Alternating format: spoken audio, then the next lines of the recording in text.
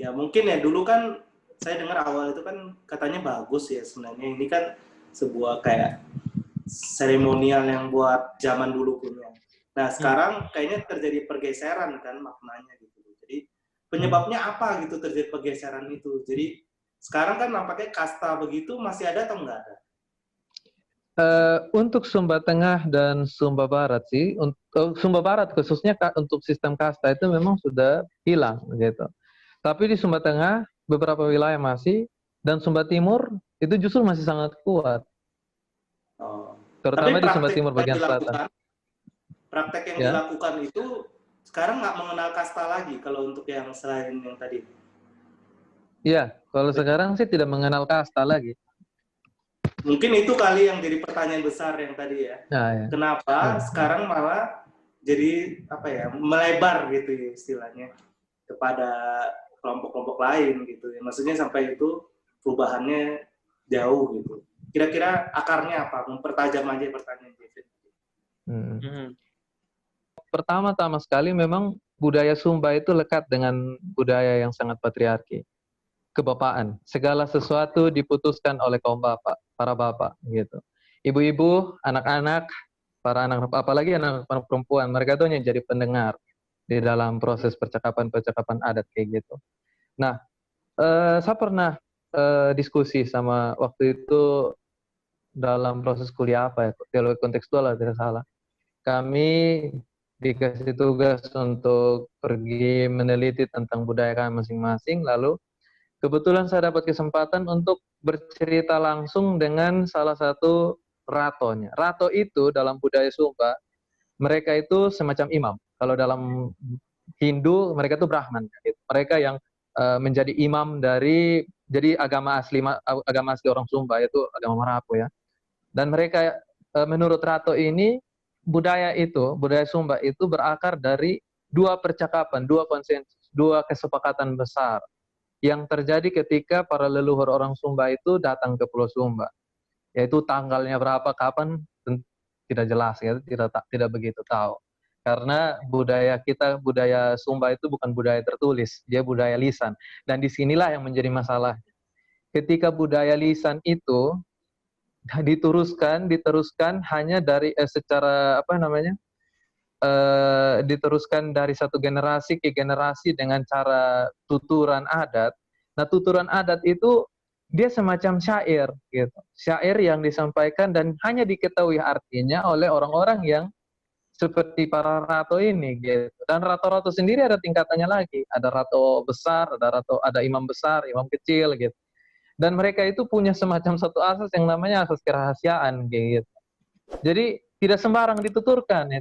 Tidak sembarang dituturkan ini makna adat atau segala macam, termasuk asal muasal dari seluruh budaya Sumba itu mereka tahu gitu. Ada dalam budaya yang dituturkan secara dari generasi ke generasi. Nah, persoalannya adalah ketika dia dituturkan tentu ada kadang-kadang ada missing link di situ. Ada bagian-bagian yang dihilangkan, atau yang sengaja dihilangkan atau secara tidak sengaja dilupakan gitu.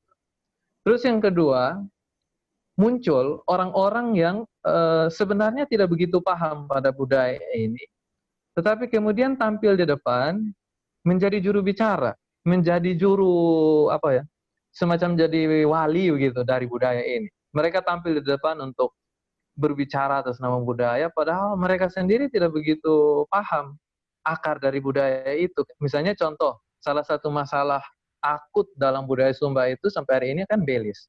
Belis itu kalau Belis kawan-kawan ini baca berita bahasa tentang lainnya apa ya awalnya? Kalau Indonesia-nya apa? Perkawinan. mahar. Belis. Mahar. Mahar, ya. Ya, Mahar itu contoh kayak kalau kita baca yang cerita Marian Jola putus sama cowoknya itu kan gara-gara dia omong soal belis yang puluhan ekor itu kan gitu. ya. Sebenarnya pada masa lama bukan seperti itu gitu.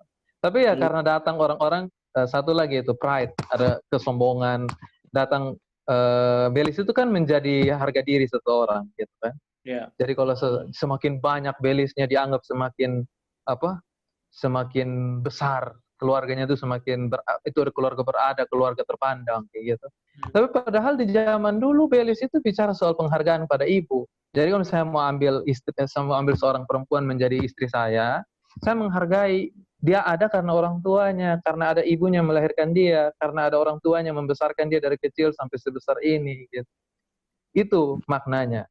Makanya beli seorang perempuan itu biasa ikut ibunya. Kalau ibunya dulu dibeli sekian gitu, tapi sekarang itu namanya orang Sumba tiba-tiba dia punya belis naik. Padahal tidak seperti itu.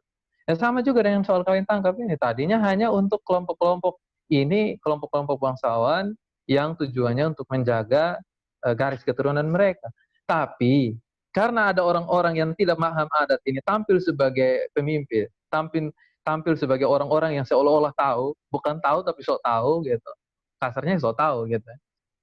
Akhirnya budaya yang tadinya tidak seharusnya seperti itu, dia berubah makna. Terus dipakai istilah yang sama dengan yang sebelumnya.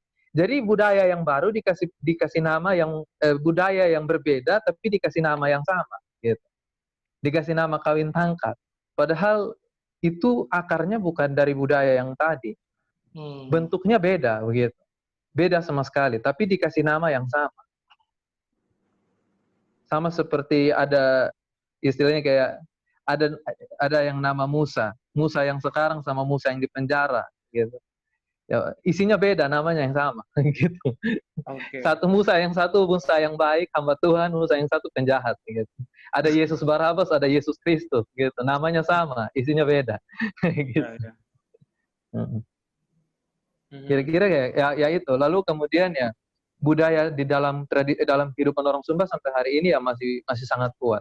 Dan gereja ada dalam posisi yang cukup sulit untuk bisa berhadapan dengan budaya. Itu di dalam teologinya ketika berhadapan dengan budaya itu kan polanya kontekstualisasi. Dan kalau kita bicara kontekstualisasi, kalau di sekolah teologi itu ada istilah tipologi Niebuhr, gitu ya. Ada yang Kristus di atas budaya, Kristus di dalam budaya, gitu. Ya kalau GKS, dia seperti GKS ini konsepnya ya berdampingan begitu dengan budaya. Tapi kadang-kadang menjadi persoalan adalah ketika ya muncul budaya-budaya kayak gini, gereja itu susah sekali untuk bisa apa ya? Boleh dibilang terkadang mau menentang juga susah gitu. Karena jadi ini ya antara mengejar kuantitas dan kualitas gitu. Antara mengejar jumlah jiwa dan mengejar kualitasnya gitu. Jadi kalau misalnya contoh gereja langsung frontal lawan gitu, ya mereka akan lebih memilih ya sudah saya tetap menjadi marapu begitu. Dan marapu di Sumba itu masih sekitar 30% dari total populasi. Jadi tantangan GKS itu bukan Islam, bukan agama-agama lain gitu, tapi justru kalau kita bicara dalam konteks bagaimana gereja berhadapannya. Bagaimana gereja berhadapan dengan Marapu, itu agama suku yang ada di sini.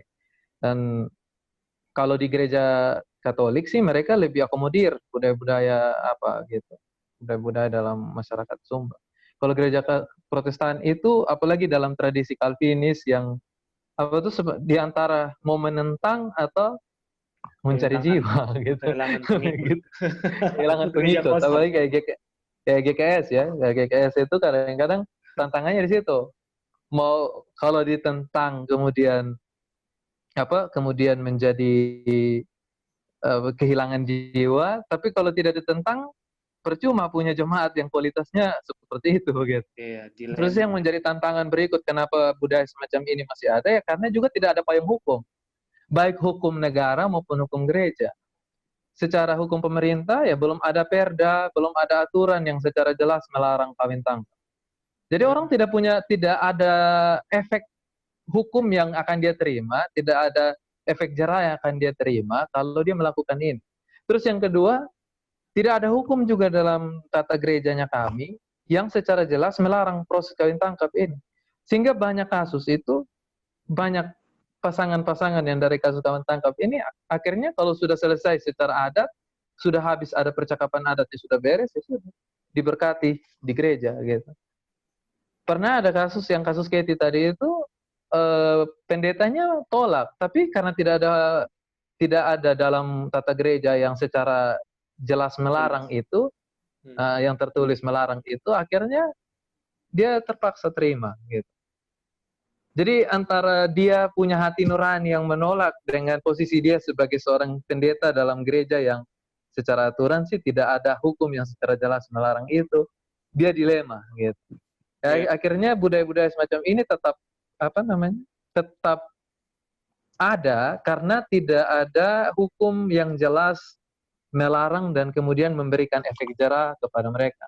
Dan saya kira yang terakhir itu kenapa masih cukup kuat ya karena belum ada gerakan di akar rumput.